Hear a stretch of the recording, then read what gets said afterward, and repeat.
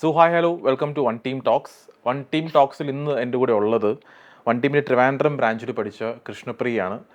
കൃഷ്ണപ്രിയ ഒരു diploma graduate ആണ്. അത് കഴിഞ്ഞ് ബിടെക് ചെയ്തിട്ടുണ്ട്. ഇപ്പോൾ വൺ ടീമിൽ പൈത്തൺ കോഴ്സ് പഠിച്ചിട്ട് കഴിഞ്ഞ ഒരു വർഷത്തോളമായിട്ട് ഇന്ത്യയിലെ തന്നെ ഏറ്റവും അറിയപ്പെടുന്ന ഒരു ലീഡിങ് ഐ ടി കമ്പനിയിൽ ഡെവലപ്പറായിട്ട് വർക്ക് ചെയ്യുകയാണ്. അപ്പോൾ കൃഷ്ണപ്രിയയുടെ സ്റ്റോറി നമുക്ക് കേട്ടു നോക്കാം. ഇത്തരം പോഡ്കാസ്റ്റുകൾ പലപ്പോഴും കാണുമ്പോൾ ഇത് റെലവൻ്റ് ആണോ എന്ന് ചിന്തിക്കുന്നവരോട് ഒന്ന് പൂർണ്ണമായിട്ടും കണ്ടു നോക്കൂ. നിങ്ങൾക്ക് ഏതെങ്കിലും തരത്തിൽ കരിയറിൽ ഹെൽപ്പ് ആവുന്ന കാര്യങ്ങൾ ഇതിനകത്ത് ഉണ്ടാവും.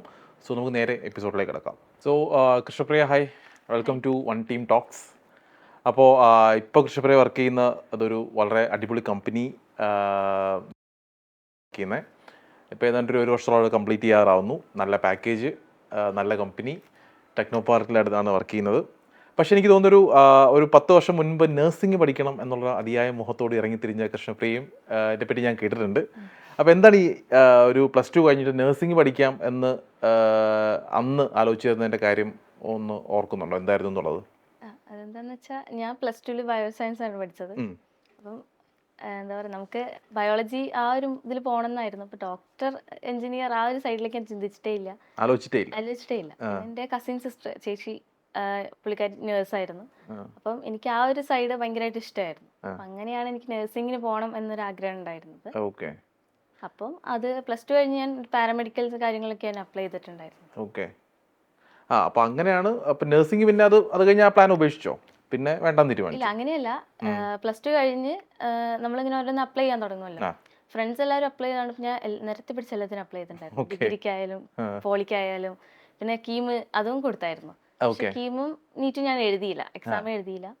അത് കഴിഞ്ഞ് പാരാമെഡിക്കൽ എനിക്ക് തോന്നുന്നു ആ ഒരു കോവിഡ് ആ ടൈമിലായിരുന്നു. അപ്പം നല്ല ലാഗായിരുന്നു ഈ അലോട്ട്മെന്റ് കാര്യങ്ങളൊക്കെ വരാൻ. അപ്പൊ അതിന്റെ മുന്നായിട്ട് എനിക്ക് വേറെ അഡ്മിഷൻ കിട്ടിയപ്പോൾ ഞാൻ അവിടെ ജോയിൻ ചെയ്തു. അപ്പൊ പിന്നെ എനിക്ക് അവിടെ നിന്ന് മാറാൻ പറ്റാത്തൊരു സിറ്റുവേഷൻ ആയി. എനിക്ക് കിട്ടിയിട്ടുണ്ടായിരുന്നു നഴ്സിംഗിന് ഇവിടെ മഞ്ചേരി മെഡിക്കൽ കോളേജിൽ. പക്ഷെ എനിക്ക് അങ്ങോട്ട് മാറാനുള്ളൊരു അതിൽ ചെറിയൊരു ഇഷ്യൂസ് ഉണ്ടായിരുന്നു. ഒരു കോളേജിൽ നിന്ന് വേറൊരു കോളേജിലേക്ക് മാറുന്നതിന്റെ ഒരു ഇഷ്യൂസ്. അപ്പൊ എനിക്ക് അവിടെ ഡ്രോപ്പ് ചെയ്യേണ്ടി വന്നു. ഇപ്പോൾ പക്ഷേ എനിക്ക് തോന്നുന്നത് തിരിഞ്ഞു നോക്കുമ്പോൾ അതൊരു റോങ് ഡിസിഷൻ ആയിരുന്നു തോന്നുന്നില്ലല്ലോ അല്ലേ? ഡെഫിനറ്റ്ലി അവിടെ നിന്ന് ഇങ്ങോട്ട് വരുമ്പോൾ പിന്നെ അത് കഴിഞ്ഞിട്ട് പിന്നെ നഴ്സിംഗ് കംപ്ലീറ്റ്ലി സൈഡിലേക്ക് മാറ്റി വെച്ചു, മെഡിക്കൽ നോക്കുന്നില്ല എന്ന് തീരുമാനിച്ചു. അതെന്ന് വെച്ചാൽ രണ്ടും രണ്ട് സൈഡാണ്. ഒന്ന് ബയോളജി സൈഡ്, ഇതൊന്ന് കമ്പ്യൂട്ടർ സൈഡ്. തിരിഞ്ഞു നോക്കുമ്പോൾ ഒരു റോങ് ഡിസിഷൻ ആയിട്ട് എനിക്ക് തോന്നുന്നില്ല. പക്ഷെ ആ ഒരു സൈഡ് പോയിരുന്നെങ്കിൽ അതെന്റെ ഒരു ഡ്രീം ആയിരുന്നു. ഇപ്പൊ ഞാന് ഒരു പുതിയ ഡ്രീം ചേസ് ചെയ്യാൻ പോകാൻ തോന്നുന്നു. കാര്യത്തിലോട്ട് മൂവ് ചെയ്തു. ഞാൻ ബിടെക് പഠിച്ച ആളാണ്. അപ്പോൾ ഞാൻ ബിടെക് പഠിക്കുന്ന സമയത്ത് ഈ എൻ്റെ എനിക്ക് 3rd ഇയർ 2nd ഇയർ ആകുമ്പോഴായിരിക്കും ലാറ്ററൽ എൻട്രീസ് ജോയിൻ ചെയ്യുന്നത് അല്ലേ? ലാറ്ററൽ എൻട്രിക്കാരെ എപ്പോഴാണ് ജോയിൻ ചെയ്യുന്നത്? 2nd ഇയറിലായിരിക്കും. അപ്പോൾ എൻ്റെ ബാച്ച് ജോയിൻ ചെയ്യുന്ന 2nd ഇയർ അവരോട് എനിക്ക് ഭയങ്കര ആരാധനയായിരുന്നു ഇവന്മാരോട്. കാര്യം നമ്മൾ നോക്കുമ്പോൾ നമ്മൾ കഷ്ടപ്പെട്ട് പഠിക്കുന്ന കാര്യങ്ങളൊക്കെ ഇവന്മാർ പുഷ്പം പോലെ സോൾവ് ചെയ്യായിരുന്നു. അപ്പോൾ ഈ ഡിപ്ലോമക്കാർ അടിപൊളിയായിരുന്നു എന്നുള്ളൊരു ധാരണ എനിക്ക് അന്നുമുണ്ട്, ഇന്നും അങ്ങനെ തന്നെയാണ് ഞാൻ കരുതുന്നത്. അപ്പോൾ ഈ ഡിപ്ലോമ കാലഘട്ടം, അതിനുശേഷം +2 കഴിഞ്ഞു, നഴ്സിംഗ് ഒക്കെ നമ്മൾ സൈഡിലേക്ക് മാറ്റി വെച്ചു, ഡിപ്ലോമയ്ക്ക് പോകാൻ തീരുമാനിച്ചു. ഡിപ്ലോമ കാലഘട്ടം എങ്ങനെ ഉണ്ടായിരുന്നു? അവിടെ ലൈഫ് അടിപൊളിയായിരുന്നു? എന്തൊക്കെയാണ് അവിടുന്ന് ആസ് എ ഡിപ്ലോമ ഗ്രാജുവേറ്റ് എന്തൊക്കെയാണ് പഠിച്ചത്? അതെങ്ങനെയാണ് ലൈഫിൽ ഹെൽപ്പ് ചെയ്തത്? ഞാൻ ഡിപ്ലോമയ്ക്ക് ഈ CS എന്ന് പറഞ്ഞൊരു ഓപ്ഷനെ ഞാൻ ഡിപ്ലോമയ്ക്ക് കൊടുത്തിട്ടുണ്ടായിരുന്നില്ല. അപ്പം എൻ്റെ ട്രിപ്പിലേക്കാണ് എനിക്ക് ഡിപ്ലോമയിൽ അഡ്മിഷൻ കിട്ടുന്നതായിരുന്നു. അപ്പോൾ അവിടെ നിന്ന് എനിക്ക് മാറേണ്ടി, അവിടെ ബോയ്സ് മാത്രമേ ഉണ്ടായിരുന്നുള്ളൂ. അപ്പോൾ എനിക്ക് ഭയങ്കര ബുദ്ധിമുട്ടായിരുന്നു. അപ്പോൾ പ്രിൻസിപ്പളായിട്ട് സംസാരിച്ചപ്പോൾ പുള്ളിക്കാരൻ CS മാത്രമേ ഒഴിവുള്ളൂ എന്ന് പറഞ്ഞിട്ട് ഞാൻ അതിലേക്ക് ജോയിൻ ചെയ്യാം. അങ്ങനെയാണ് CS ഞാൻ വരുന്നത്. അങ്ങനെ പ്ലാൻ ചെയ്ത് CS ജോയിൻ ചെയ്തതല്ല? അല്ല, അങ്ങനെയല്ല. അപ്പൊ അങ്ങനെയാണ് ഞാൻ CS എടുക്കുന്നത്. അപ്പോൾ CS എന്ന് പറയുമ്പോൾ നമ്മൾ 10th എന്തോ കമ്പ്യൂട്ടർ ചെയ്ത ആ ഒരു പരിചയം മാത്രമേ എനിക്കുള്ളൂ. അതിൽ മാത്രമേ ഒഴിവുള്ളൂ എന്ന് പറഞ്ഞതുകൊണ്ട് മാത്രമാണ് ഞാൻ ഇങ്ങോട്ട് ജോയിൻ ചെയ്തത്. കയറി കഴിഞ്ഞപ്പം എനിക്ക് മറ്റേത് കിട്ടിയില്ലല്ലോ എന്നുള്ള വിഷമം ഉണ്ടായിരുന്നു, ഇതറിയാത്തൊരു ഒരു സൈഡും. അപ്പൊ എനിക്ക് ഭയങ്കര ടെൻഷനും പേടിയും, ഇതൊക്കെ എങ്ങനെ പഠിച്ചെടുക്കാൻ പറ്റുന്ന യാതൊരു ഇതും ഇല്ലായിരുന്നു. അത് കഴിഞ്ഞ് ഞാൻ ഫസ്റ്റ് തന്നെ പഠിക്കുന്ന ലാംഗ്വേജ് C++ ആയിരുന്നു, C പ്രോഗ്രാമിംഗ് ആയിരുന്നു ഫസ്റ്റ്. അപ്പം അവിടെയാണ് നമ്മൾ പ്രോഗ്രാമിംഗ് സ്റ്റാർട്ട് ചെയ്യുന്നത്.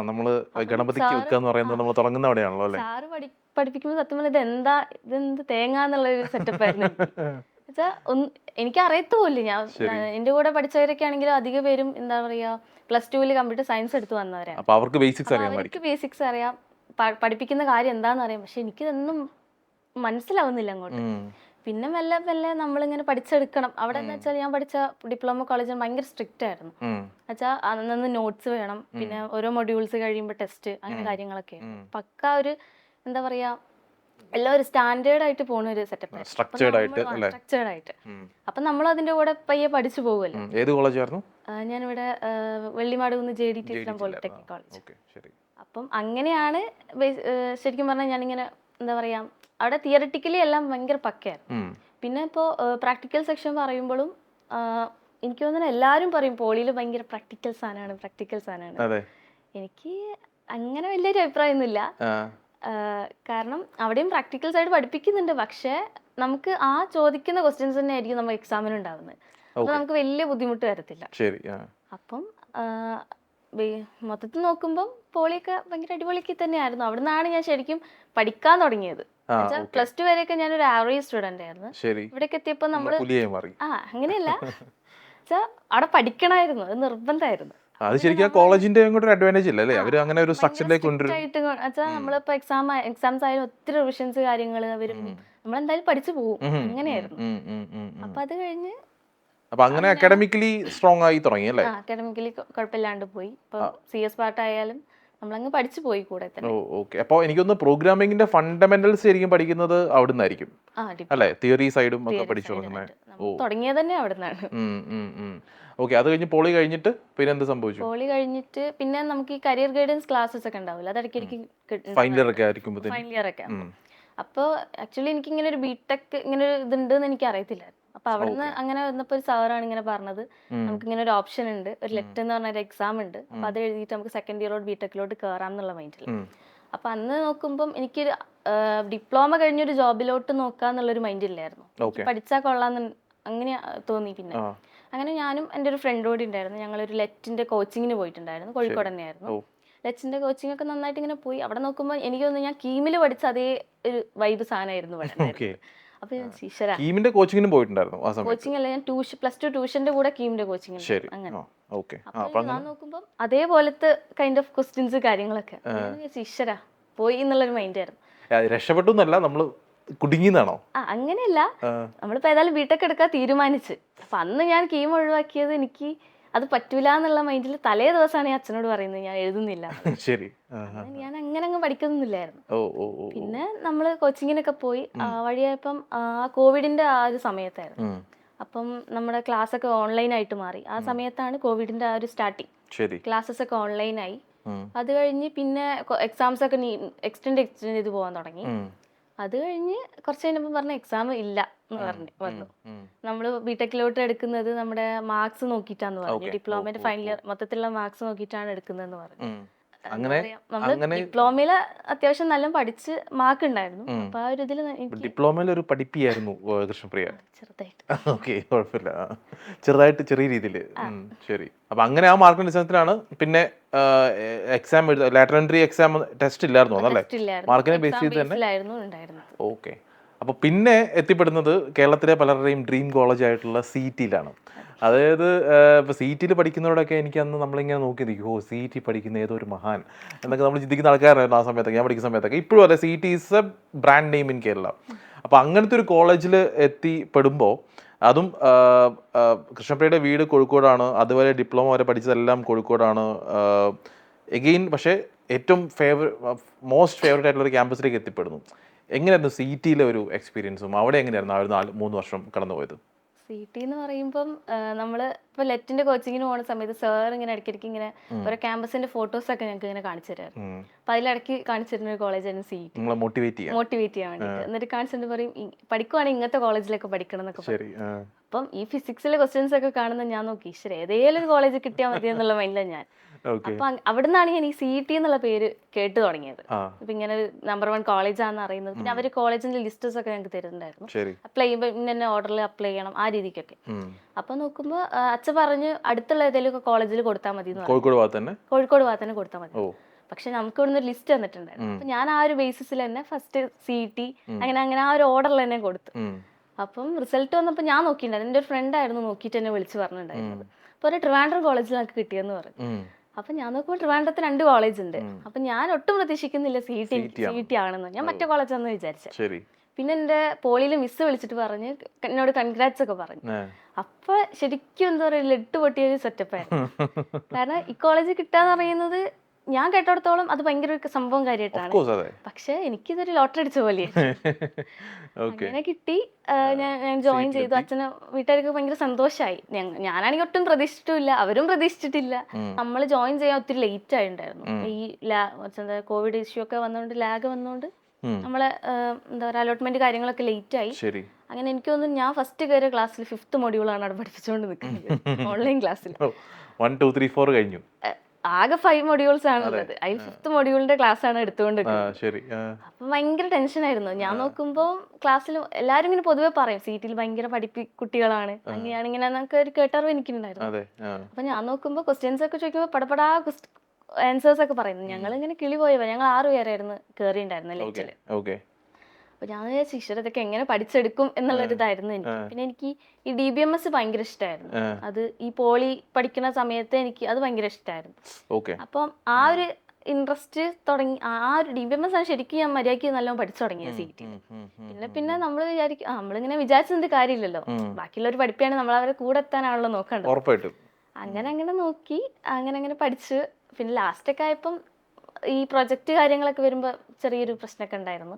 കാരണം ഒരു ഫ്രം സ്ക്രാച്ച് പ്രൊജക്ട് ഞാൻ ചെയ്തിട്ടില്ലായിരുന്നു. അപ്പൊ അവിടെ AI വെച്ചിട്ടൊക്കെ ആയിരുന്നു പ്രൊജക്ട് ചെയ്യേണ്ടിയിരുന്നത്.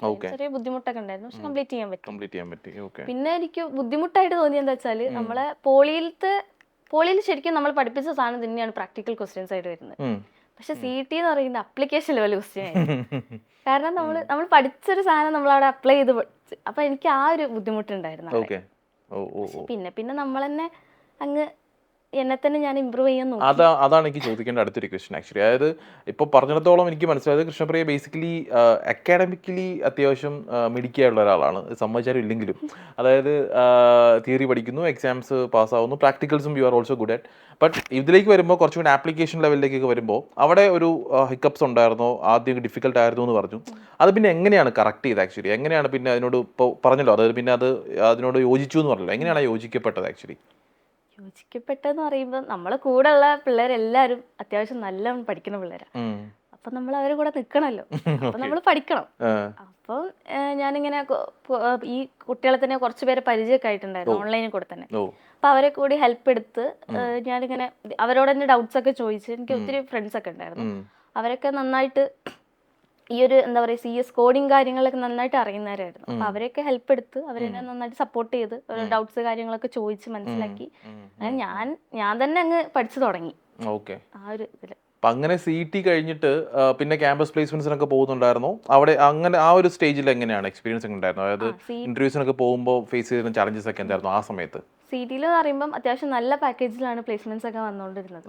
അപ്പം ഞാൻ ആദ്യം പറഞ്ഞു എനിക്ക് തിയററ്റിക്കലി നോളജ് ഉണ്ട്, പക്ഷെ ഓരോ പ്ലേസ്മെന്റ്സ് ഒക്കെ വന്നു തുടങ്ങുമ്പോൾ ആദ്യം ചോദിക്കുന്നത് കോഡിംഗ് ക്വസ്റ്റ്യനാണ്, കോഡിംഗ് ആപ്റ്റിറ്റ്യൂഡ്. അത് കഴിഞ്ഞിട്ടേ നമ്മൾ ആ ഒരു ടെക്നിക്കൽ റൗണ്ടിലോട്ട് തന്നെ വരുന്നുള്ളൂ. അപ്പോൾ എനിക്ക് തോന്നുന്നു ഞാൻ 3-4 ഇന്റർവ്യൂസ് ഞാൻ അവിടെ നിന്ന് അറ്റൻഡ് ചെയ്തിട്ടുണ്ട് ക്യാമ്പസ് പഠിക്കുന്ന സമയത്ത്. 3-4 ഒത്തിരി ഇന്റർവ്യൂസ് അറ്റൻഡ് ചെയ്തിട്ടുണ്ട്. അപ്പൊ ആദ്യം തന്നെ ഉണ്ടാവുന്നത് ഈ ആപ്റ്റിറ്റ്യൂഡും കോഡിംഗ് ടെസ്റ്റാണ്. അതിൽ തന്നെ ഞാൻ ഫെയിൽ ആവും. അപ്പൊ പിന്നെ അങ്ങോട്ട് ഇല്ലല്ലോ. അപ്പോഴേ ഞാനിങ്ങനെ അയ്യോ ഇനി പക്ഷെ നമുക്ക് ഇനിയും വരും എന്നുള്ളൊരു മൈൻഡ് ആയിരുന്നു. അവിടെ ഒരു 10-60 കമ്പനീസ് ഒക്കെ വരും, പക്ഷെ എല്ലാത്തിനും നമുക്ക് അപ്ലൈ ചെയ്യാൻ പറ്റത്തില്ല. നമ്മൾ ആ ഒരു ഇത് നോക്കിയിട്ട് നമ്മുടെ എലിജിബിലിറ്റി മീറ്റ് ചെയ്യുന്നതും പിന്നെ കമ്പനീസിന്റെ ക്രൈറ്റീരിയാസ് മീറ്റ് ചെയ്യുന്നതും അല്ലേ. അങ്ങനെ അത് കഴിഞ്ഞു ഒത്തിരി ഇന്റർവ്യൂസ് ഒക്കെ അറ്റൻഡ്. പിന്നെ ഒന്ന് കിട്ടിയിട്ടുണ്ടായിരുന്നു ഒരു ബാംഗ്ലൂർ ഒരു കമ്പനിയിൽ. പക്ഷെ അതിലൊരു മാസം ഞങ്ങൾക്ക് ഒരു 5-6 പേർക്ക് ഞങ്ങൾ കോളേജിൽ നിന്ന് കിട്ടിയിട്ടുണ്ടായിരുന്നു. പിന്നെ ആ കമ്പനിക്ക് എന്തൊരു ഇഷ്യൂ വന്നതിനെ കൊണ്ട് നമ്മളെല്ലാവരും അവിടെ നിന്ന് ഇറങ്ങുന്ന ഒരു സിറ്റുവേഷൻ ഉണ്ടായിരുന്നു. അത് കഴിഞ്ഞാണ് പിന്നെ ഞാൻ വേറെ ഇന്റേൺഷിപ്പ് കാര്യങ്ങളൊക്കെ നോക്കിയത്. അപ്പോൾ അത് കഴിഞ്ഞിട്ടാണ് വൺ ടീമിലേക്ക് വരുന്നത്. One team again. അപ്പോൾ വൺ ടീം സ്വദേശം നമുക്ക് കോഴിക്കോട് ബ്രാഞ്ച് ഉണ്ടെങ്കിലും ട്രിവാൻഡ്രത്ത് പഠിക്കാമെന്ന് തീരുമാനിച്ചത് ഈ ട്രിവാൻഡ്രത്ത് പോയി നിന്ന് നമ്മുടെ ട്രിവാൻഡ്രം ബ്രാഞ്ച് പഠിക്കാൻ തീരുമാനിച്ചത് ട്രിവാൻഡ്രത്തെ ഒരു വൈബ് അങ്ങോട്ട് മാച്ചായി തോന്നിയതുകൊണ്ടാണോ? അതുകൊണ്ട് പിന്നെ ഞാൻ സ്കൂളിൽ കോളേജിലൊക്കെ പൊളിയൊക്കെ പഠിക്കുന്ന ടൈമിൽ തന്നെ എനിക്കിങ്ങനെ ഹോസ്റ്റലിൽ നിന്ന് പഠിക്കാൻ ഭയങ്കര ആഗ്രഹമായിരുന്നു. വീട്ടിൽ നിന്ന് മാറി നിന്ന് മറ്റത് കോളേജ് വീട് ആ ഒരു ഇതായിരുന്നു. സാധാരണ പലർക്കും തിരിച്ചല്ലേ ഉണ്ടാവാറില്ലേ, അതായത് ഹോം സിക്ക് എന്നൊക്കെ പറയാം, അങ്ങനെ തിരിച്ച് വീട്ടിൽ വന്നാൽ മതി. നമ്മളിങ്ങനെ എനിക്ക് അങ്ങനെ ഒരു ഇഷ്ടമായിരുന്നു. അങ്ങനെയായി. പിന്നെ കോളേജ് കിട്ടിയപ്പം ആ ഒരു വൈബും എനിക്ക് ഇഷ്ടപ്പെട്ടു. കാരണം നമ്മൾ ഫ്രണ്ട്സ് എല്ലാവരും കൂടി നിൽക്കുന്നു, ഭയങ്കര രസമായിരുന്നു ഹോസ്റ്റൽ ലൈഫൊക്കെ. അപ്പം ഞാൻ നോക്കിയപ്പോൾ എൻ്റെ കുറച്ച് ഫ്രണ്ട്സൊക്കെ എൻ്റെ കൂടെ ഹോസ്റ്റലിൽ ഉണ്ടായിരുന്ന ഫ്രണ്ട്സൊക്കെ തന്നെ ട്രിവാൻഡ്രത്തായിരുന്നു ഉണ്ടായിരുന്നത്. അപ്പം ഞാൻ വീട്ടിലിരുന്ന് പഠിക്കുന്നത് കുറച്ചുകൂടി ടഫാന്ന് എനിക്ക് തോന്നി. കാരണം ബിടെക്കും കഴിഞ്ഞു, പോളി കഴിഞ്ഞു, ബിടെക്കും കഴിഞ്ഞു, ഇനി അവിടെ നിന്ന് പഠിക്കുക എന്ന് പറയുമ്പോൾ വീട്ടുകാരും നാട്ടുകാരൊക്കെ ഇങ്ങനെ ചോദിച്ചു തുടങ്ങും, ജോലി ആയില്ലേ ജോലി ആയില്ലേ. അതൊരു മെയിൻ സാധനമാണ്. അപ്പൊ എനിക്ക് തോന്നി ഞാൻ എന്തുകൊണ്ട് നിൽക്കുന്നത് ഇവിടെ നിൽക്കുന്നതാണ് കുറച്ചുകൂടി സേഫ് എന്ന് എനിക്ക് തോന്നി. അപ്പൊ അങ്ങനെയാണ് ഞാൻ അവിടെ കോഴിക്കോട് ബ്രാഞ്ച് ഉണ്ടായിരുന്നു. അപ്പൊ എന്നോട് ഞാൻ പ്രവീൺ സാറിനെയാണ് കോൺടാക്ട് ചെയ്തത്. പുള്ളിനോട് ചോദിക്കുകയും ചെയ്ത് അവിടെ കോഴിക്കോട് ബ്രാഞ്ച് ഉണ്ടല്ലോ എന്ന്. ഞാൻ തന്നെയാ സാർ വേണ്ട സാർ എനിക്ക് ട്രിവാൻഡ്രം മതി. ശരി, ഓക്കെ. അങ്ങനെ വൺ ടീമിൽ എത്തുന്നു. അപ്പോൾ വൺ ടീമിൽ എത്തുമ്പോഴേ എനിക്ക് തോന്നുന്നത് വൺ ടീമിലേക്ക് കൃഷ്ണപ്രിയ ജോയിൻ ചെയ്യാനുള്ള റീസൺ എന്ന് പറയുന്നത് ഈ പറഞ്ഞ പ്രാക്ടിക്കൽ എക്സ്പീരിയൻസ് കുറച്ചുകൂടെ എടുക്കുക, അല്ലെങ്കിൽ ഈ നേരത്തെ പറഞ്ഞ ആ ഒരു ആദ്യത്തെ കോഡിംഗ് റൗണ്ടിലേക്ക് പോകുമ്പോൾ അവിടെ ഔട്ട് ആവുന്നതിൻ്റെ എണ്ണം കുറയ്ക്കുക എന്നൊക്കെയുള്ളതായിരിക്കും ഉദ്ദേശം. എങ്ങനെയാണ് വൺ ടീമിലെ എക്സ്പീരിയൻസ് അതിനെ ഹെൽപ്പ് ചെയ്തത് ശരിക്കും? വൺ ടീം എന്ന് പറഞ്ഞാൽ ഞാൻ ഇപ്പം ബിടെക് കഴിഞ്ഞ് ആ ഒരു ഗ്യാപ്പിൽ ഞാനിങ്ങനെ അപ്ലൈ ചെയ്തുകൊണ്ട് നിൽക്കുകയായിരുന്നു. ബിടെക് കഴിഞ്ഞ് വീട്ടിലൊക്കെ എത്തി നമ്മളിങ്ങനെ അപ്ലൈ ചെയ്തുകൊണ്ട് നിൽക്കുകയാണ് ഒറ്റയ്ക്ക് തന്നെ. അപ്പോൾ ഓരോ ഇൻ്റർവ്യൂസ് കിട്ടുമ്പോഴും അപ്പം എനിക്ക് മനസ്സിലായി തുടങ്ങി, എന്ന് വെച്ചാൽ കോഡിങ് ഇല്ലാണ്ട് ഇനി അങ്ങോട്ട് നടക്കില്ല എന്ന് എനിക്കുള്ള കാര്യം മനസ്സിലായി. അപ്പം ഞാനിങ്ങനെ എൻ്റെ കുറച്ച് ഫ്രണ്ട്സിൻ്റെ അടുത്തൊക്കെ പറഞ്ഞു എനിക്കിങ്ങനെ ഒരു കോഴ്സ് എന്തെങ്കിലും ചെയ്താൽ കൊള്ളാമെന്നുണ്ടെന്ന് പറഞ്ഞു. അപ്പോൾ എനിക്ക് എൻ്റെ ഫ്രണ്ടിൻ്റെ ഒരു ഫ്രണ്ടാണ് എനിക്ക് വൺ ടീം സജസ്റ്റ് ചെയ്തത്. ഇങ്ങനെ അവരെ ആരൊക്കെ ഫ്രണ്ട്സൊക്കെ ഇവിടെ പഠിച്ചിട്ടുണ്ട്, അവർക്കൊക്കെ ഇങ്ങനെ ജോബ് കിട്ടിയിട്ടുണ്ട്, ആ രീതിക്കൊക്കെ പറഞ്ഞു. അപ്പം ഞാനിങ്ങനെ ഗൂഗിളിലൊക്കെ നോക്കി, പിന്നെ പ്രവീൺ സാറിനെയാണ് ഞാൻ കോൺടാക്ട് ചെയ്തിട്ടുണ്ടായിരുന്നത്. അപ്പോൾ പുള്ളി എല്ലാ ഡീറ്റെയിൽസ് കാര്യങ്ങളൊക്കെ പറഞ്ഞു തന്നു. ഞാൻ വന്ന് ജോയിൻ ചെയ്തു. അപ്പം എനിക്ക് തോന്നുന്നു സത്യം പറഞ്ഞാൽ പൈത്തൺ ഞാൻ പഠിച്ചിട്ടില്ലായിരുന്നു. നമുക്ക് ബിടെക്കിന് ജാവ ഉണ്ടായിരുന്നു, പിന്നെ സി ഞാൻ പഠിച്ചിട്ടുണ്ടായിരുന്നു. എങ്കിൽ പോലും എനിക്ക് ആ ലോജിക്ക് സാധനം ഇല്ലായിരുന്നു. കാരണം പഠിപ്പിച്ചത് അതുപോലെ ചെയ്യും, അത്ര ഒരു മൈൻഡുള്ളത്. അല്ലാണ്ട് അതിൽ നിന്ന് മാറി ഒരു ക്വസ്റ്റ്യൻ വന്നു കഴിഞ്ഞാൽ ചെയ്യാൻ എനിക്ക് പറ്റില്ലായിരുന്നു. അപ്പം അതിലേക്ക് ഇമ്പ്രൂവ് ചെയ്യണം തോന്നി. അങ്ങനെയാണ് ഞാൻ വൺ ടീമിലേക്ക് വന്നത്.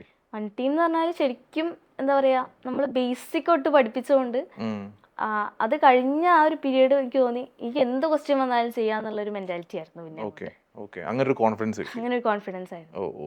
അതെന്താണ് അപ്പം ഗൗരിയാണ് ട്രെയിനർ എന്ന് എനിക്കറിയാം. ഗൗരി അപ്പോൾ എങ്ങനെയാണ് അത് അച്ചീവ് ചെയ്തത്?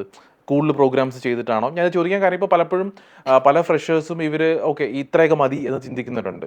അപ്പോൾ അവിടെ കൃഷ്ണപ്രിയ അല്ലെങ്കിൽ കൃഷ്ണപ്രിയയും ഗൗരിയുടെ അടുത്ത എഫേർട്ട് എന്താണ് ആ ഒരു കോൺഫിഡൻസ് കിട്ടാൻ വേണ്ടിയിട്ട്? ഗൗരി മിസ് എന്ന് പറഞ്ഞാൽ നമ്മളെ എന്താ പറയുക, ഒരു കുട്ടികളെ പോലെ നോക്കി നടന്നൊരു മിസ്സായിരുന്നു. നമ്മൾ ആകെ ബാച്ചിൽ ഒരു 10 പേരുണ്ടായിരുന്നു. പക്ഷെ പിന്നെ കുറച്ച് പേരൊക്കെ പോയി, ഞങ്ങൾ 6 പേരും മിസ്സും മാത്രമായി. അപ്പം നമുക്ക് എപ്പോഴും ഒരു ഫ്രണ്ട്ലി ആയിട്ടായിരുന്നു മിസ്സിന്റെ ക്ലാസ്സസ് കാര്യങ്ങളൊക്കെ. നമ്മൾ ഇടയ്ക്കിടയ്ക്ക് ഇങ്ങനെ കളിയാക്കിക്കൊണ്ട് നമ്മളെ എന്താ നമ്മളെന്തെങ്കിലും ചെയ്യുമ്പോഴൊക്കെ പുള്ളിക്കാരി ഇങ്ങനെ നമ്മളെ കൂടുതൽ എൻഗേജിങ് ആക്കിക്കൊണ്ടുള്ള ഒരു ടൈപ്പ് ഓഫ് ക്ലാസ്സസ് ഒക്കെ കാര്യങ്ങളൊക്കെ ആയിരുന്നു. പിന്നെ ബേസിക്സ് തൊട്ട് നമ്മൾ കുഞ്ഞു കുട്ടികളെ പഠിപ്പിക്കുന്ന പോലെ ആണ് മിസ് ഞങ്ങളെ പഠിപ്പിച്ചു കൊണ്ടുവന്നത്. അപ്പം ഡെയിലി നമുക്ക് ഓരോന്ന് വർക്ക്ഔട്ട് ചെയ്യാനും കാര്യങ്ങളൊക്കെ തരുമായിരുന്നു. കുഞ്ഞു ക്വസ്റ്റ്യൻസ് ആയാലും ടാസ്കുകൾ പോലെ നമുക്ക് തരാം. ഇപ്പൊ ഇന്നൊരു ടോപ്പിക്ക് പഠിപ്പിച്ചു കഴിഞ്ഞാൽ അതിൽ ചെയ്യാനുള്ള ഒരു 3-4 ടാസ്കുകൾ അങ്ങനെ തരുമായിരുന്നു. അപ്പം നമ്മളെല്ലാവരും, നമ്മളാകെ 6 പേരേ ഉള്ളൂ, അവരെല്ലാവരും പിറ്റേ ദിവസം ആകുമ്പോഴത്തിന് ആ ടാസ്ക് ഒക്കെ ചെയ്ത് കംപ്ലീറ്റ് ചെയ്ത് വരും. അങ്ങനെ നമുക്കതൊരു എനിക്ക് ഭയങ്കര ഇൻട്രസ്റ്റ് ആയി. കാരണം ഞാൻ ഒറ്റയ്ക്ക് നിന്നാൽ ഇങ്ങനെയൊന്നും ചെയ്യത്തില്ല. അപ്പൊ മിസ് ഇത് ചെയ്യണം എന്ന് പറഞ്ഞൊരു 4-5 എണ്ണം തരുമ്പോൾ ഞാൻ വീട്ടിൽ പോയി അതും ചെയ്യും. എനിക്ക് തോന്നുകയാണെങ്കിൽ ഒരു 5-6 എണ്ണം ഞാൻ എക്സ്ട്രായും ചെയ്യും. നമുക്ക് ഒന്ന് കിട്ടിക്കഴിഞ്ഞാൽ പിന്നെ ഭയങ്കര സന്തോഷമാണ്, ഇൻട്രസ്റ്റ് വന്നു എനിക്ക് അതിൽ. മിസ് ഇപ്പോൾ ഒരു ദിവസമൊക്കെ തന്നില്ലെങ്കിൽ ഞാൻ അങ്ങോട്ട് ചോദിക്കും, മിസ് എന്ന് ഹോംവർക്ക് ഇല്ലേ, അങ്ങനെ അങ്ങനെയൊക്കെയായിരുന്നു. അപ്പൊ നമുക്ക് കൂടുതൽ ഇൻട്രസ്റ്റ് ആയി. കാരണം നമുക്ക് അത്ര ഡെയിലി നമുക്ക് മിസ് ഇങ്ങനെ തരുമായിരുന്നു ക്വസ്റ്റ്യൻസ്. അപ്പൊ ഞങ്ങൾക്ക് എല്ലാവർക്കും ഭയങ്കര ഇൻട്രസ്റ്റ് ആയിരുന്നു ചെയ്യാനായിട്ട്. അപ്പോൾ അങ്ങനെ ശരിക്കും കൂടുതൽ ക്വസ്റ്റ്യൻസ് ചെയ്യുമ്പോഴാണ് ഈ കോൺഫിഡൻസ് ബിൽഡ് ആവുന്നത്. നേരത്തെ പറഞ്ഞത് നമുക്കിപ്പം എന്ത് ക്വസ്റ്റ്യൻ കിട്ടിയാലും ഇപ്പൊ നമുക്ക് പഠിപ്പിക്കുന്ന ഇപ്പൊ ഒരു ചെറിയ ക്വസ്റ്റ്യൻ ആയാലും അതിൽ ട്വിസ്റ്റിംഗ് ആയിട്ട് ചോദിച്ചു കഴിഞ്ഞാൽ നമുക്ക് ചിലപ്പോൾ പറ്റണമെന്നില്ല. പക്ഷെ നമ്മൾ ആ ഒരു ലോജിക്ക് മനസ്സിലാക്കി കഴിഞ്ഞാൽ നമുക്ക് സിമ്പിൾ ആയിട്ട് അതങ്ങ് ചെയ്തു പോകാൻ പറ്റും. അപ്പൊ ആ ഒരു ഇത് എനിക്ക് കിട്ടിയത് മിസ്സിന്റെ ഒരു ഇതിലൂടെയാണ്. എന്നാൽ ഗൗരിയുടെ ഒരു ക്വസ്റ്റ്യൻ ഉണ്ട് കൃഷ്ണപ്രിയക്ക്. ഗൗരി ഒരു ക്വസ്റ്റ്യൻ ചോദിക്കണം എന്ന് പറഞ്ഞ് അയച്ചു തന്നിട്ടുണ്ട്. ഗൗരിക്ക് ഒരു ചോദ്യമുണ്ട് കൃഷ്ണപ്രിയയോട്. ഞാനത് ജസ്റ്റ് ഒന്ന് കാണിക്കാം. അപ്പോൾ കൃഷ്ണപ്രിയക്ക് എന്താണെന്ന് തോന്നുന്നതെന്ന് വെച്ചാൽ അതിൻ്റെ ഉത്തരം പറഞ്ഞാൽ മതി. ഒരു വീഡിയോ എനിക്ക് ഗൗരി എടുത്ത് അയച്ചു തന്നിട്ടുണ്ട്. ഹായ് കൃഷ്ണപ്രിയ, വൺ ടീമിൽ ജോയിൻ ചെയ്ത് നമ്മുടെ full stack Python Django course complete ചെയ്ത് ജാങ്കോയിൽ സ്വന്തമായിട്ടൊരു പ്രൊജക്റ്റ് കംപ്ലീറ്റ് ചെയ്ത് കഴിഞ്ഞപ്പോൾ ഉള്ള കൃഷ്ണപ്രിയൻ്റെ ഫീലിങ്സ് ഒന്ന് ഷെയർ ചെയ്യാമോ?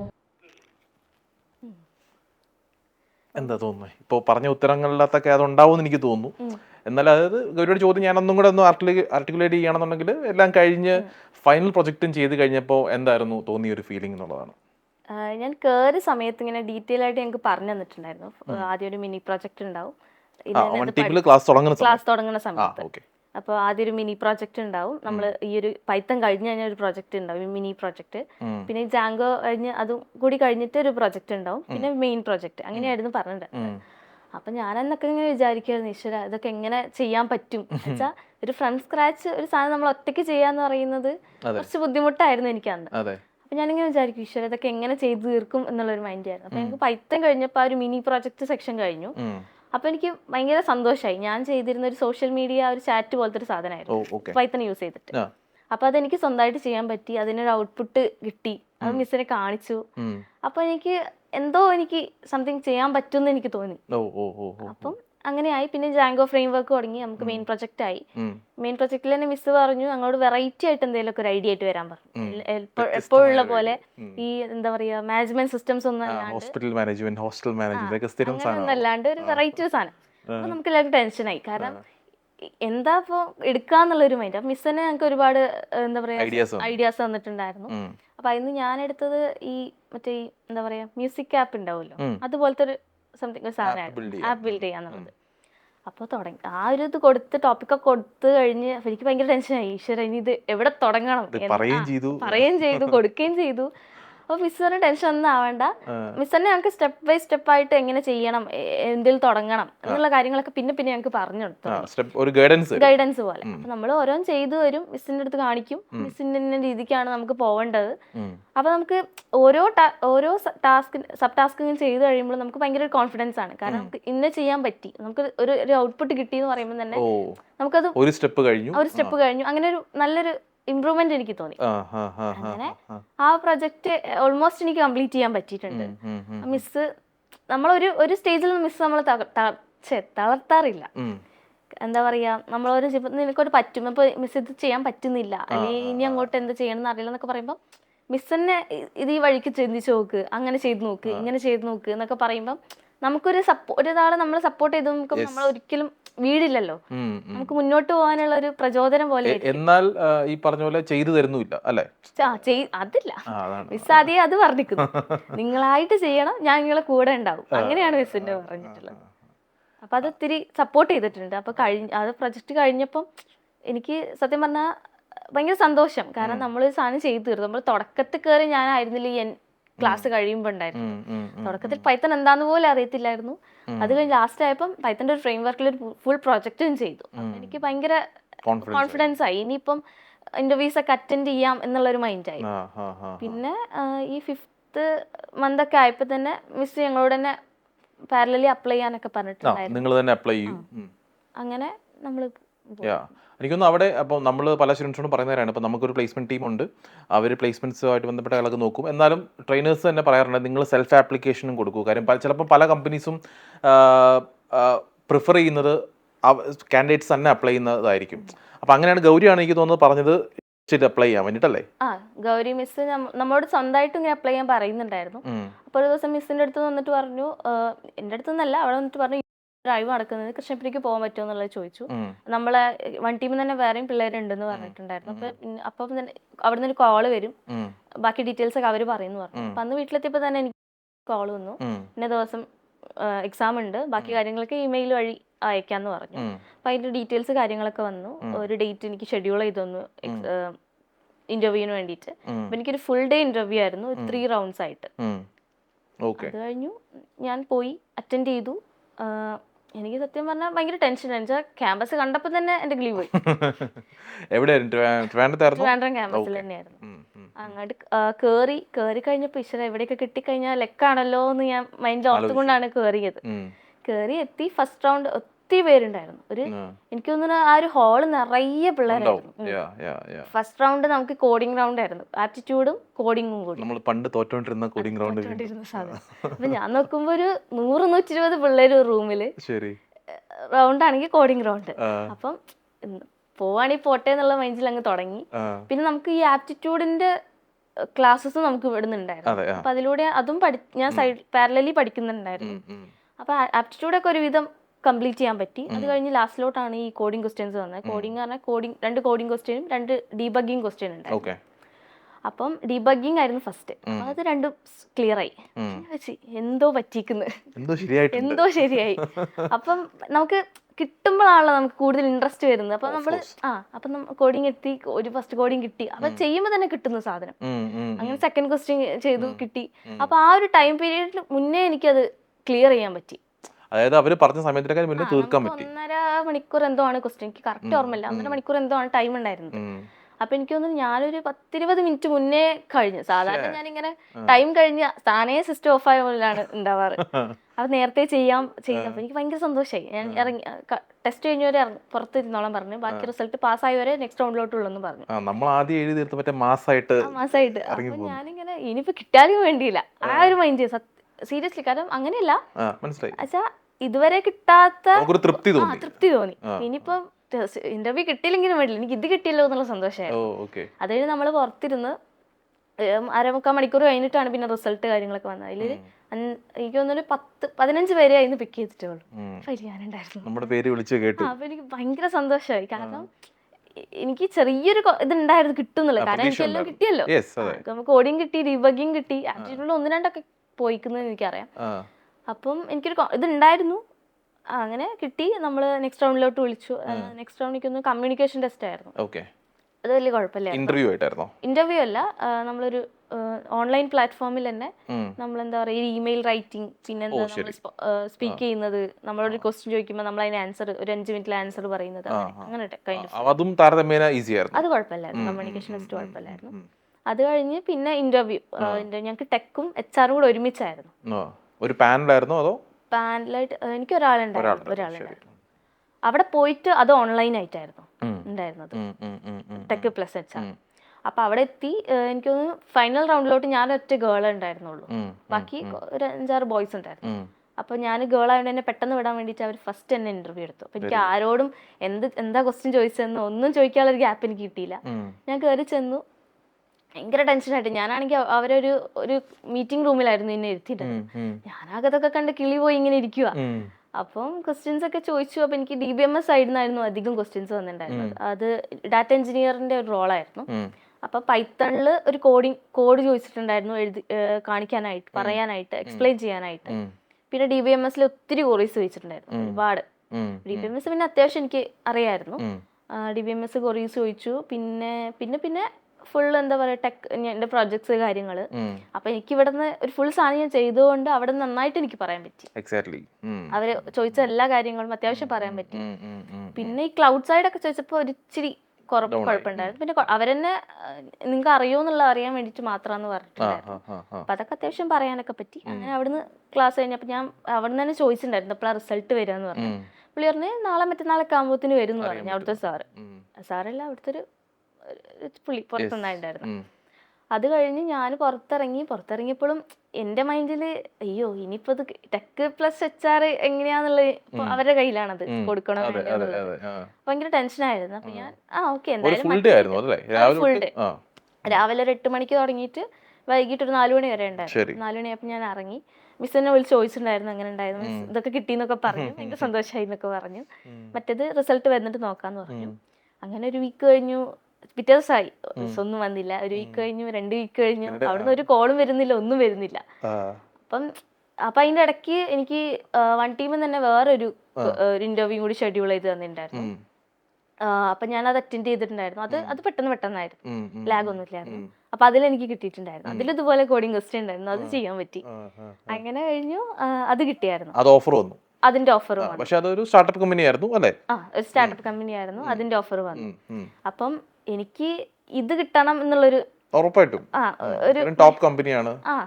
ഞാൻ നോക്കും എനിക്ക് കുറച്ച് ബെറ്റർ ആയിട്ട് തോന്നി. അപ്പം ഇതാണ് ഈ റിസൾട്ടും വരുന്നില്ല. അപ്പൊ അതിന് കൺഫർമേഷൻ കൊടുക്കേണ്ട ഒരു ഇതുണ്ടായിരുന്നു. രണ്ടാമത് കിട്ടിയ കമ്പനിക്ക് അത് ഒബ്വിയസ്ലി അങ്ങനെയാണല്ലോ. ഒരു 5 ഡേയ്സ് എനിക്ക് ഗ്യാപ്പ് വന്നു. ഒരു കൺഫർമേഷൻ പറയാൻ പറഞ്ഞു. അപ്പൊ ഞാനിത് വരും, ഇത് വന്നിട്ട് പറയാം എന്നുള്ളൊരു മൈൻഡിൽ നിൽക്കുമായിരുന്നു. അപ്പൊ അത് ഭയങ്കരമായിട്ട് ലേറ്റ് ആയി. അപ്പൊ ഞാൻ എൻ്റെ ഒരു ഫ്രണ്ട് അവിടെ വർക്ക് ചെയ്യുന്നുണ്ടായിരുന്നു. അപ്പൊ അവന്റെ അടുത്ത് ഇങ്ങനെ പറഞ്ഞു, അപ്പൊ എന്തെങ്കിലും ഡീറ്റെയിൽസ് കിട്ടുമോ നിനക്കെന്ന് ചോദിച്ചപ്പം അവൻ അന്വേഷിച്ചപ്പം പറഞ്ഞു കുറച്ച് ലാഗ് ഉണ്ട്, എന്തായാലും ഈ ഒരു വീക്കിൽ വരും എന്ന് പറഞ്ഞു. ഞാൻ വെയിറ്റ് ചെയ്യാന്നുള്ള മൈൻഡിലാണ് നിന്നത്. വൺ ടീമിൽ നിന്നോട് മറ്റേല് കൺഫർമേഷൻ പറയാവോ എന്നൊക്കെ ചോദിച്ചിട്ടുണ്ടായിരുന്നു. അപ്പൊ ഞാൻ പറഞ്ഞു ഇതൊന്ന് വന്നിട്ട് ഞാൻ നോക്കാന്നുള്ള ഇതിൽ പറഞ്ഞു. അപ്പോ പിന്നെ അതൊരു വല്ലാത്ത സിറ്റുവേഷൻ അല്ലേ? കാരണം വെച്ചാൽ നമ്മുടെ ഒരെണ്ണം ഓഫർ കിട്ടിയിരിക്കുന്നു, മറ്റേത് നമുക്ക് ഇഷ്ടമുള്ള ഡ്രീം ആയിട്ടുള്ള ഒരു കമ്പനി. അപ്പൊ നമുക്ക് എന്ത് ചെയ്യണം എന്ന് അറിയാത്തൊരു അവസ്ഥ വരില്ല അല്ലേ? എന്താ വെച്ചാൽ അത് കിട്ടുമോന്നും അറിയില്ല, പക്ഷെ ഇത് കിട്ടിയില്ല, നീ ഇത് കളഞ്ഞു പോയാൽ അത് കിട്ടിയില്ലെങ്കിലോ എന്നൊക്കെ ഉള്ള ഒരു ഭയങ്കര കൺഫ്യൂഷൻ സ്റ്റേജ് ആയിരുന്നു അത്. പിന്നെ ഞാൻ തന്നെ എനിക്ക് തന്നെ ബെറ്റർ ആയിട്ടുള്ളത് ചേരണം തോന്നി, കാരണം ഇത്രയൊക്കെ പഠിച്ചു വന്ന് ഇപ്പം കോഡിങ്ങും എന്ത് ചെയ്താലും കിട്ടും, അല്ല അങ്ങനെയല്ല, ലോജിക്ക് കിട്ടിയെന്നും തോന്നി. അപ്പം നമ്മൾ ബെറ്റർ കമ്പനി അല്ലേ ചൂസ് ചെയ്തത്. അപ്പൊ ഞാൻ മിസ്സിന്റെ അടുത്ത് പറഞ്ഞു, മിസ്സേ ഇത് വെയിറ്റ് ചെയ്യാം, ഞാൻ ഇത് നോക്കുവാണ്, അല്ലെങ്കിൽ ഇതിനും ബെറ്റർ ആയിട്ടുള്ളത് ഞാൻ നോക്കും, ഞാൻ അതാണ് നോക്കുന്നത് എന്നുള്ള രീതിക്ക് പറഞ്ഞു. മിസ് ഓക്കെ പറഞ്ഞു. അങ്ങനെ അത് ഞാൻ റിജക്ട് അല്ല, അത് ഞാൻ കൺഫർമേഷൻ പറഞ്ഞില്ല അവരുടെ അടുത്ത്. അപ്പൊ അതങ്ങ് പോയി. ഇനിയിപ്പോ ഉള്ളത് ഇത് വരാൻ നിൽക്കുവാണ്, ഇത് വരുന്നില്ല, അതായിരുന്നു ടെൻഷൻ. അങ്ങനെ ക്ലാസ് ഒക്കെ കഴിഞ്ഞു, നമ്മള് 6 month ക്ലാസ് കഴിഞ്ഞു തിരിച്ചുപോയി. എനിക്ക് ക്ലാസ് കഴിഞ്ഞ ഒരു 1 week 2 weekന്റെ ഉള്ളിൽ തന്നെ ഈ 2 ഇന്റർവ്യൂസും വന്നിട്ടുണ്ടായിരുന്നു. അത് ക്ലാസ് കഴിഞ്ഞ് ഞാൻ ഹോസ്റ്റലിലായിരുന്നു, അവിടുന്ന് വെക്കേറ്റ് ചെയ്ത് വീട്ടിൽ പോയിട്ട് പോകുന്ന ടൈമിൽ എനിക്ക് വേറൊരു ഇന്റർവ്യൂ ഷെഡ്യൂളായി വന്നിട്ടുണ്ടായിരുന്നു. അതെന്താ ഇതേ സെയിം ഡ്രൈവ് തന്നെയാ തോന്നുന്നുണ്ട്, റോളിലേക്ക് വന്നു. അപ്പൊ ഞാൻ വിചാരിച്ചു മറ്റേ പോയി, അപ്പൊ പിന്നെ ഇനി ഇത് നോക്കാന്നുള്ളതില് നമ്മള് വീട്ടിൽ നിന്ന് തിരിച്ച് ഇങ്ങോട്ട് തന്നെ വരുവാണ്. അതും ഇവിടെ വന്നിട്ട് ഓഫ്ലൈൻ ആയിട്ട് അറ്റൻഡ് ചെയ്യണമായിരുന്നു. അങ്ങനെ വീട്ടിൽ നിന്ന് വരുമ്പോഴാണ് ഈ ഇത് കോള് വരുന്നത്, ഇങ്ങനെ കിട്ടിയിട്ടുണ്ട് ഇന്റർവ്യൂവിന്. അപ്പൊ എന്നോട് പറയണതിന്റെ 2 ദിവസം കഴിഞ്ഞ് ജോയിൻ ചെയ്യണം എന്നാ പറഞ്ഞത്. അതായത് മറ്റേ ഇന്റർവ്യൂവിന് പോകാൻ വേണ്ടി നമ്മൾ ഇറങ്ങുമായിരുന്നു, രണ്ടാമത്തെ റോളിന്. അത് പറഞ്ഞു April 4th വന്ന് ജോയിൻ ചെയ്യണം, April 2nd പറയുന്നത്. ലഡു പൊട്ടി പോലെ.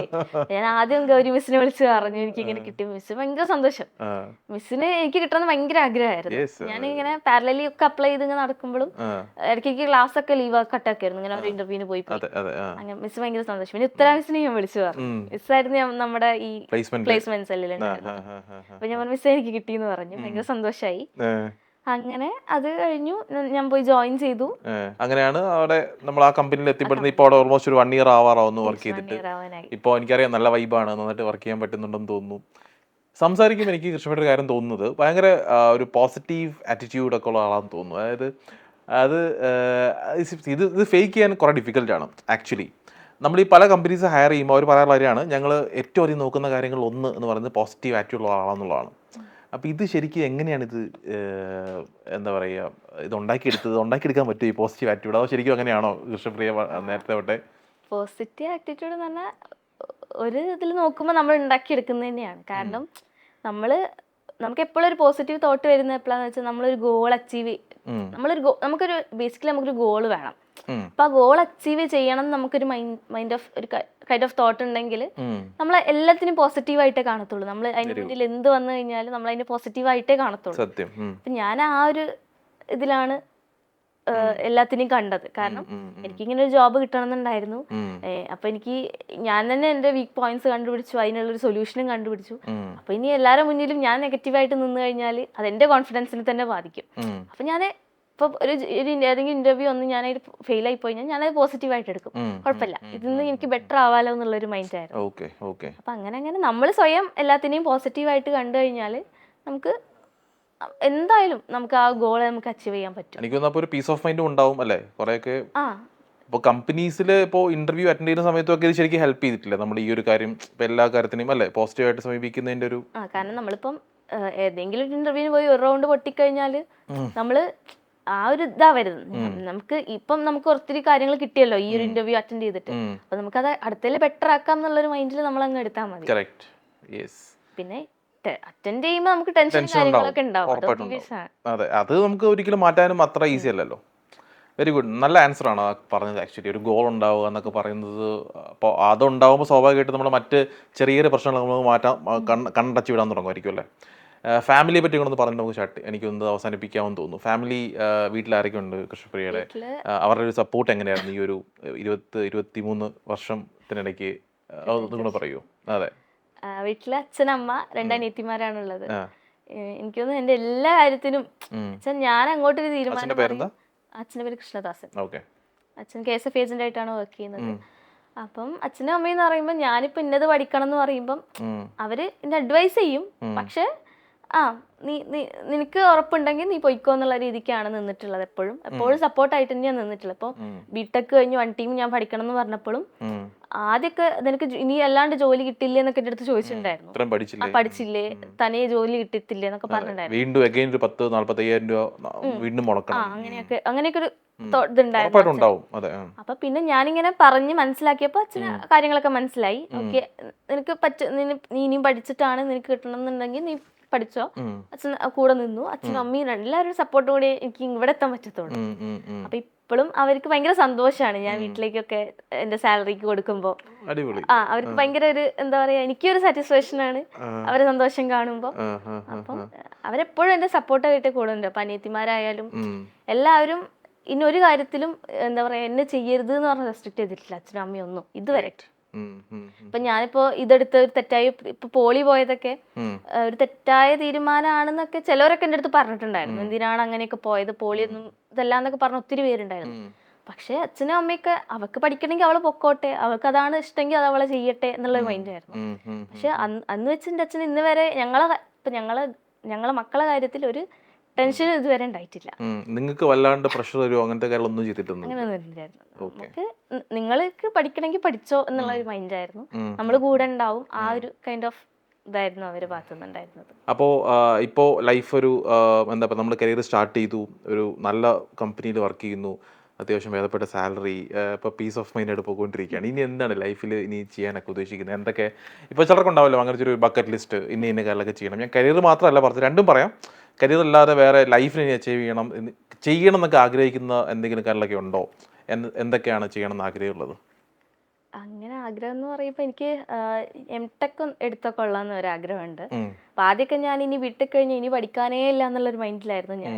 പക്ഷെ ഇപ്പൊ ജോലി സ്ഥലത്തൊക്കെ ചെല്ലുമ്പം അവരെല്ലാവരും വർക്ക് ചെയ്തിട്ട് പിന്നെ സ്റ്റഡീസിന് പോവുക, അവിടുന്ന് വീണ്ടും ഒരു നമുക്കൊരു ഗ്യാപ്പ് എടുക്കുക എന്നൊക്കെ പറയുന്നത് നല്ലതാന്നൊക്കെ എല്ലാവരും എൻ്റെ അടുത്ത് ഇങ്ങനെ പറയുന്നു. ബ്രേക്ക് എടുത്തിട്ട് നമ്മൾ സ്റ്റഡീസ് കഴിഞ്ഞ് പിന്നെ ജോലി, അപ്പൊ അല്ലാണ്ട് നമുക്കൊരു മടുപ്പ് വരും എന്ന രീതിക്കൊക്കെ നമ്മളെ സീനിയേഴ്സ് ആയാലും ഒക്കെ പറയുന്നുണ്ടായിരുന്നു. അപ്പം ഈ അടുത്തല്ല, എനിക്കൊരു ഇങ്ങനെ ഒരു ഇതുണ്ട്, M.Tech എടുക്കണം, അത് കഴിഞ്ഞ് വീണ്ടും വർക്ക് ചെയ്യണം എന്നുള്ളൊക്കെ ഒരു മൈൻഡാണ്. പിന്നെ എന്റെ ആഗ്രഹം എന്നൊക്കെ പറയുമ്പോൾ അച്ഛനും അമ്മേനെയൊക്കെ കൊണ്ട് പുറത്ത് പോകണമെന്ന് ഒരാഗ്രഹമുണ്ട്. അങ്ങനെ ഞങ്ങൾ ട്രിപ്പ് ഒന്നും പോകുന്ന ഒരു ഫാമിലി അല്ല. കാരണം നമ്മൾ ടീമായിട്ട് ട്രിപ്പ് പോകുക അങ്ങനെ സെറ്റപ്പ് ഒന്നുമില്ല. ഇപ്പൊ എനിക്ക് ജോലി കിട്ടിയപ്പോൾ ഞാൻ ഇങ്ങനെ ഓരോ സ്ഥലത്തൊക്കെ കൊണ്ടുപോകാൻ തുടങ്ങി. അപ്പൊ അവർക്കത് ഭയങ്കര സന്തോഷമായി, എനിക്ക് ഫീൽ ചെയ്തു അത്. അപ്പൊ എനിക്ക് അവരെ ഒന്ന് പുറത്തൊക്കെ പോയി കൊണ്ടുപോയാൽ കൊള്ളാം എന്നൊരാഗ്രഹമൊക്കെ ഉണ്ട്. പലപ്പോഴും അതായത് അവരുടെ ഒരു ഹാപ്പിനെസ് കാണുമ്പോൾ ഒരു കിക്ക് നമുക്ക് കിട്ടുമല്ലോ അല്ലേ. അപ്പോൾ ഇനി ലാസ്റ്റ് ക്വസ്റ്റ്യൻ ആണ്, ഇതോടെ നമ്മൾ അവസാനിപ്പിക്കുകയാണ്. അപ്പോൾ ഈ ക്വസ്റ്റ്യൻ ഇവിടെ വരുന്ന എല്ലാവരും നമ്മൾ ചോദിക്കാറുള്ളതാണ്. അതായത് കരിയറിൽ ഇതുവരെ വരുത്തിയിട്ടുള്ള 2 മിസ്റ്റേക്സ് കൃഷ്ണപ്രിയക്ക് പറയാമെന്നുണ്ടെങ്കിൽ, അത് ആക്ച്വലി ഇപ്പോൾ കേൾക്കുന്നവർക്ക് അത് ചിലപ്പോൾ ആ മിസ്റ്റേക്സ് നമ്മൾ അറിഞ്ഞ് വരുത്തിയതോ അറിയാതെ വരുത്തിയതോ ആയിരിക്കും. അപ്പോൾ എല്ലാ മിസ്റ്റേക്സും നമ്മൾ ഇത് ചെയ്ത് തന്നെ അബദ്ധം പറ്റി പോയിക്കൊള്ളണമെന്നില്ലല്ലോ. നമ്മൾ അറിയാതെ വരുത്തിയ മിസ്റ്റേക്സ് ഉണ്ടാവാം. അങ്ങനെ വരുത്തിയിട്ടുള്ള 2 മിസ്റ്റേക്സ് ഏതൊക്കെയാണെന്ന് പറയാമോ? അത് കാര്യം ഇപ്പോൾ ചിലപ്പോൾ ഈ വീഡിയോ കാണുന്ന ആൾക്കാർക്ക് അവർ സെയിം മിസ്റ്റേക്ക് വരുത്താൻ പോകുന്നവരോ വരുത്തിയവരൊക്കെ ഉണ്ടായിരിക്കും. അപ്പോൾ അവർക്ക് ചിലപ്പോൾ അതൊരു ഹെൽപ്പ് ആയേക്കാം. മിസ്റ്റേക്സ് എന്നൊക്കെ പറയുമ്പോൾ ഒത്തിരി മിസ്റ്റേക്സ് ആണ് എൻ്റെ ലൈഫ്. അതിൽ എനിക്ക് ഭയങ്കര മിസ്റ്റേക്ക് ആയിട്ട് തോന്നിയത് കാര്യം എന്ന് വെച്ചാൽ, നമ്മളിപ്പോൾ ഒരു കാര്യം അത് പിന്നെ ചെയ്യാം എന്ന് വിചാരിക്കുന്ന ഒരാളായിരുന്നു ഞാൻ ആദ്യം. ഇപ്പം എനിക്ക് വേണമെങ്കിൽ ഈ B.Tech പാരലലി എനിക്ക് ഈ ഒരു കോഴ്സ് എടുത്ത് പഠിക്കായിരുന്നു. അപ്പം ഒരു ഗ്യാപ്പ് വന്നതിന് ശേഷമാണ് ഞാൻ വൺ ടീം ജോയിൻ ചെയ്യുന്നത്. അത് കഴിഞ്ഞിട്ടാണ് പിന്നെ ജോബിനൊക്കെ ചേരുന്നത്. എനിക്കൊന്ന് ഞങ്ങൾ CET കോളേജിൽ ഒത്തിരി നല്ല പ്ലേസ്മെന്റ്സ് ഒക്കെ വരുന്ന സമയമായിരുന്നു. അപ്പൊ ആ ടൈമിലൊക്കെ എനിക്ക് ഇങ്ങനെ ഒരു പാരലലി ഞാനൊരു കോഴ്സ് എടുത്തിരുന്നെങ്കിൽ എനിക്ക് കുറച്ചൊരു ബെറ്റർ കിട്ടുമായിരുന്നു എനിക്ക് പലപ്പോഴും തോന്നിയിട്ടുണ്ട്. അത് നമ്മൾ ഫ്രണ്ട്സൊക്കെ കൂടെ പഠിക്കുന്ന ഫ്രണ്ട്സൊക്കെ പുറത്തൊക്കെയാണ് ജോലി ചെയ്യുന്നത്. അപ്പൊ അത് കാണുമ്പോൾ എനിക്ക് പണ്ട് ഇങ്ങനെ ഇടയ്ക്ക് തോന്നായിരുന്നു, ഇപ്പം നല്ലതല്ല പക്ഷെ ബെറ്റർ ആയിട്ട് കിട്ടുമായിരുന്നു. നമ്മളൊന്നും പിന്നെ ചെയ്യാന്ന് പറഞ്ഞ് മാറ്റി വെക്കരുത് എന്ന് എനിക്ക് മനസ്സിലായി. കാരണം നമ്മള് ഇപ്പൊ ഒരു പുതിയ സാധനം പഠിക്കാൻ കിട്ടുവാണെങ്കിൽ അപ്പം തന്നെ നമ്മൾ അങ്ങ് ക്ലിയർ ചെയ്ത് പോയി. ഇപ്പൊ ഞാൻ ചെയ്യുന്ന ജോബിലാണെങ്കിലും ഇപ്പൊ നമുക്ക് ഓരോ പുതിയ ഓരോ ടോപ്പിക്സ് ആണ് പഠിക്കാൻ വരുന്നത്. ഇപ്പൊ ഞാൻ ആദ്യം ഒരു പ്രൊജക്ട് ചെയ്തു, ഇപ്പൊ വേറെ പ്രൊജക്റ്റിലോട്ട് മാറി. അപ്പൊ നമുക്ക് എൻറ്റയർലി ടെക് വേറെ ആയിട്ടാണ് വരുന്നത്. അപ്പൊ നമ്മള് പിന്നെ പഠിക്കാന്ന് വെച്ചിട്ടൊരു കാര്യമില്ല. കൂടെ നമ്മൾ വർക്ക് ചെയ്യുന്നതിന്റെ കൂടെ പഠിച്ചു പോവുക. അല്ലെങ്കിൽ നമ്മളിപ്പോ വൺ ടീമിലൊക്കെ വർക്ക് ചെയ്യുന്ന വെച്ചാൽ എൻ്റെ അടുത്ത് ഒത്തിരി പേരൊക്കെ ഇങ്ങനെ ചോദിക്കായിരുന്നു വൺ ടീമിനെ പറ്റിയിട്ടൊക്കെ, അവിടെ ജോയിൻ ചെയ്യാൻ വേണ്ടിയിട്ട്. ഒത്തിരി പിള്ളേർ എനിക്ക് ഇൻസ്റ്റാഗ്രാമിലൊക്കെ മെസ്സേജ് ചെയ്യണ്ടായിരുന്നു, ഇങ്ങനെ ഒരു വീഡിയോസ് ഒക്കെ കണ്ടിട്ടായിരിക്കണം. അപ്പൊ ഞാൻ പറയാന്ന് വെച്ചാല് നിങ്ങളും കൂടി എഫേർട്ട് ഇടണം. എന്നോട് ഒത്തിരി പേര് വൺ ടീം പഠിച്ചാൽ ജോലി കിട്ടുമോ അങ്ങനെ ആ രീതിക്കാണ് ചോദിക്കുന്നത്. വൺ ടീം നമുക്കൊരു ഓപ്പർച്യൂണിറ്റി തരും, നമ്മളെ വർക്കും കൂടി ഉണ്ടെങ്കിൽ നമുക്കത് കിട്ടത്തുള്ളൂ. ഇപ്പൊ എന്റെ വീടിന്റെ അടുത്ത് ഒരു കൊച്ചുണ്ടായിരുന്നു. അപ്പൊ ഞാൻ അവളെ ഇത് ഇങ്ങനെ സജസ്റ്റ് ചെയ്തിട്ടുണ്ട്. അവളെ 6 months ക്ലാസ് കഴിഞ്ഞു. അപ്പോൾ ഒരു 6 months ക്ലാസ് കഴിഞ്ഞ് 1 month കഴിഞ്ഞിട്ടാണ് എൻ്റെ അടുത്ത് വന്ന് ചോദിക്കുക, ചേച്ചി എനിക്ക് ജോലിയൊന്നും ആയില്ല, ഇതെന്താ കിട്ടാത്തേന്ന് ചോദിച്ചു. അപ്പൊ ഞാൻ പറഞ്ഞു, നീ അപ്ലൈ ഒക്കെ ചെയ്യുന്നില്ലേന്ന് ചോദിച്ചു. ഇല്ല ചേച്ചി, വൺ ടീം തരില്ലേ ജോലി. അപ്പൊ ഞാൻ ചോദിച്ചു, അല്ല നീ ഒന്നും അപ്ലൈ ചെയ്യുന്നില്ല. അപ്പൊ ഞാൻ പറഞ്ഞു, നിന്റെ ഭാഗത്തുനിന്ന് അപ്ലൈ ചെയ്യണം, അവര് തരുന്നുണ്ട്. അപ്പൊ നീ വെച്ചാൽ അവള് തന്നതിൽ എന്തോ പോയില്ല എന്നൊക്കെ പറഞ്ഞു. നീ അങ്ങനെ ഒന്നും വിചാരിക്കരുത്. കാരണം നമുക്ക് ഓരോ ഓപ്പർച്യൂണിറ്റി ഇപ്പൊ വൺ ടീം കൊടുക്കുവാണെങ്കിലും നമുക്കിപ്പം ഒരു ഇത് എന്താ പറയുക വേക്കൻസി ഉണ്ടാകുമ്പോഴാണ് നമുക്ക് ആ ഒരു ഓപ്പർച്യൂണിറ്റി കിട്ടുന്നത്. അപ്പൊ അത് അന്നേരം തന്നെ നമ്മൾ അറ്റൻഡ് ചെയ്ത് പോകണം. ഇവളിത് ചുമ്മാ ജോലി കിട്ടും എന്ന് വിചാരിച്ചെങ്കിൽ നിൽക്കുക.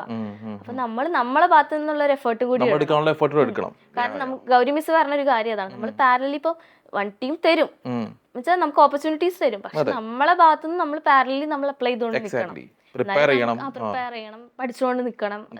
നമ്മൾ കോഴ്സ് ഇപ്പൊ 6 months കഴിഞ്ഞെന്ന് വിചാരിച്ച് നമ്മൾ അതവിടെ സ്റ്റോപ്പ് ചെയ്യരുത്. നമ്മൾ ഡെയിലി വർക്ക്ഔട്ട് ചെയ്ത് തുടങ്ങണം.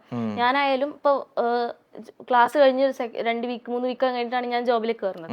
അപ്പോഴും ഞാൻ ഇങ്ങനെ പാരലി ഓരോ സൈറ്റ്സുകളൊക്കെ ഇങ്ങനെ നോക്കുന്നുണ്ടായിരുന്നു. ഹാക്കർ റാങ്ക് പോലുള്ള സൈറ്റ്സിലൊക്കെ നമ്മളിങ്ങനെ കോഡിങ് കാര്യങ്ങളൊക്കെ ചെയ്ത് നോക്കണം. നമ്മൾ ആ ഒരു ടച്ച് വിട്ടുപോകരുത്. അപ്പം ഈ കുട്ടീനോട് ഞാൻ പറഞ്ഞപ്പം അയാളും പറഞ്ഞു, ആ ശരിയാ ചേച്ചി, ഞാൻ അതൊക്കെ മറന്നുപോയി. അപ്പം ഞാനിങ്ങനെ പറഞ്ഞു കൊടുത്തു, ഒന്ന് ചെയ്യണം, വരുന്ന മൊത്തം അപ്ലൈ ചെയ്യണം. അവള് വൺ ടീം കൊടുക്കുന്നതന്നെ ഫുൾ അപ്ലൈ ചെയ്യുന്നില്ല എന്നൊക്കെ എൻ്റെ അടുത്ത് പറഞ്ഞത്. അപ്പൊ എല്ലാം അപ്ലൈ ചെയ്യണം, അറ്റൻഡ് ചെയ്യണം. എന്താ പറയാ, നമുക്ക് അപ്ലൈ നമുക്ക് ആ ഒരു എക്സ്പീരിയൻസ് കിട്ടത്തുള്ളൂ. കാരണം ഇപ്പൊ ഒരു ഇന്റർവ്യൂ അറ്റൻഡ് ചെയ്തിട്ട് നമുക്ക് കുറച്ച് ക്വസ്റ്റ്യൻസ് കിട്ടും, ഏത് കൈൻഡ് ഓഫ് ക്വസ്റ്റ്യൻസ് ആണെന്നുള്ളത് കിട്ടും. അപ്പോൾ അതിലൂടെ നമുക്ക് ബെറ്റർ ആയിട്ട് നെക്സ്റ്റിൽ നമുക്ക് പെർഫോം ചെയ്യാൻ പറ്റും. അപ്പൊ ആ ഒരു രീതിക്കൊക്കെ അപ്പം നമ്മള് എന്റെ ഭാഗത്തുണ്ടായ മിസ്റ്റേക്സ് വെച്ചാൽ ഞാൻ എല്ലാ കാര്യങ്ങളും പിന്നെ എന്നുള്ളൊരു അത് ഒഴിവാക്കാൻ ശ്രമിക്കാം. അപ്പൊ ഇപ്പോഴും ഞാനത് ശ്രമിച്ചുകൊണ്ട് നിൽക്കുവാണ് ആ ഒരു കാര്യം. അപ്പൊ എനിക്കൊന്ന് അത് പറഞ്ഞ് തന്നെ അവസാനിപ്പിക്കാം. നമ്മള് പല സ്റ്റുഡൻസും പറയുമ്പോൾ കൃഷ്ണപ്രിയ അവസാനം പറഞ്ഞ പോയിന്റിലേക്ക് തന്നെ വരാൻ തോന്നുന്നു. അതായത് ഹാർഡ് വർക്ക് എന്ന് പറഞ്ഞ സാധനത്തിന് റീപ്ലേസ്മെന്റ് ഒന്നുമില്ല. ഇപ്പോൾ നിങ്ങൾ വൺ ടീമിൽ നിന്നല്ല ഏത് സ്ഥാപനത്തിൽ പഠിക്കുകയാണെങ്കിലും ഏതൊരു സ്റ്റുഡൻസും എടുക്കേണ്ട എഫേർട്ട് എടുത്താൽ മാത്രമേ വിജയിക്കാൻ പറ്റുള്ളൂ എന്നുള്ളതിൻ്റെ എക്സാമ്പിളാണ് കൃഷ്ണപ്രിയ വൺ ടീമിൽ വന്ന് പഠിച്ചു എന്നുള്ളതുകൊണ്ട് മാത്രമല്ല അദ്ദേഹത്തിന് ജോലി കിട്ടിയത്. അദ്ദേഹം എടുക്കേണ്ട എഫേർട്ട് കൃഷ്ണപ്രിയ കംപ്ലീറ്റ്ലി എടുത്തിട്ടുണ്ട്, നല്ലപോലെ പണിയെടുത്തിട്ടുണ്ട്. അപ്പോൾ ഈ വീഡിയോ കാണുന്ന എല്ലാവരും ഹാർഡ് വർക്ക് ചെയ്യുക, നിങ്ങൾ കൂടുതൽ നിങ്ങളുടെ പോർട്ട്ഫോളിയോ ബിൽഡ് ചെയ്യുക. Wish you all the very best. നമുക്ക് അടുത്ത എപ്പിസോഡിൽ കാണാം.